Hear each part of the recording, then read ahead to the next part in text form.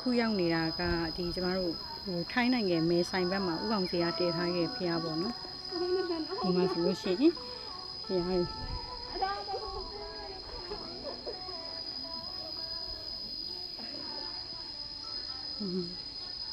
ကျမကြားဘူးသားလောက်ကတော့ထိုင်းနေရရှေ့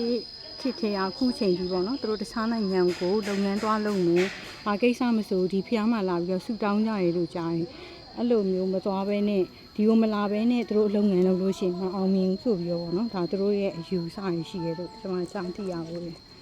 စေမနီခီလာဒီပေါ်လာဖို့တော့လေတော်တော်စိုက်ကယ်ကိုကြောက်နဲ့စီးခဲ့ရတာဒီလားစိုက်ကယ်သမားလိုက်ဖို့တာပေါ့နော်စိုက်ကယ်ကဟိုကိုရီပြောရမယ်ဆိုလို့ရှိရင်ပြင်ဦးလွင်တို့ရှမ်းပြည်ဘက်တို့သွားရဲလိုမျိုးပဲတောင်ပေါ်ထိတက်လာခဲ့ရတာ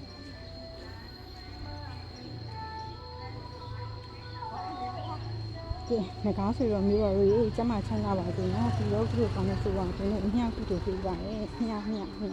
ဒါတို့တောင်းတာပါတော့လုပ်ငန်းနေတယ်အောင်မြင်ဆောက်ရှောက်ကြည့်ပါ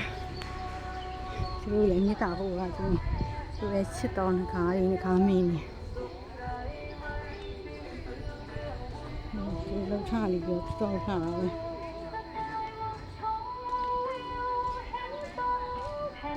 ဟိုဘက်ကစားတောင်းဆိုင်တယ်ဆရာရဲ့ကျောင်းကြီးပဲ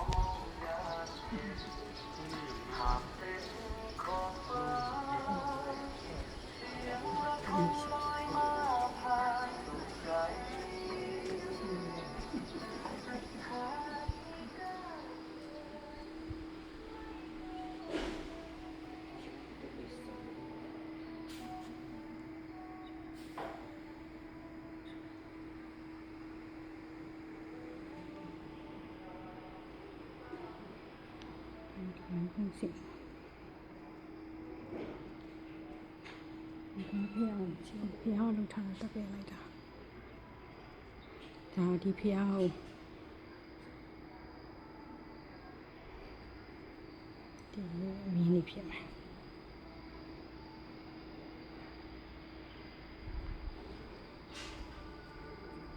ထားနေတယ်ခံနေဘယ်လိုလဲတော့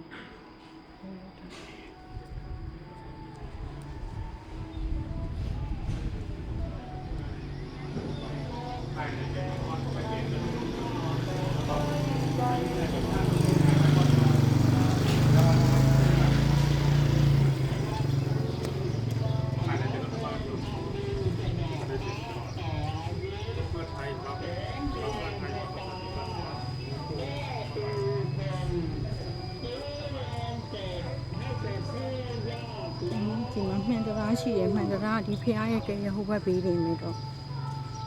နာမည်ကြီးနေတယ်မှန်တရားဒီမှာမဲဆိုင်ကိုအဓိကလာကြရင်ဒီဥအောင်စီရဖျားရဲ့အဲ့ခုမြင်နေရတဲ့မှန်တရားနဲ့ဒီဖျားဟောပေါ့နော်နောက်ပြီးတော့ကုံတိုက်ရေပေါ့နော်ဒီတုံးကိုအဓိကခြာပြီးတော့လာဆိုင်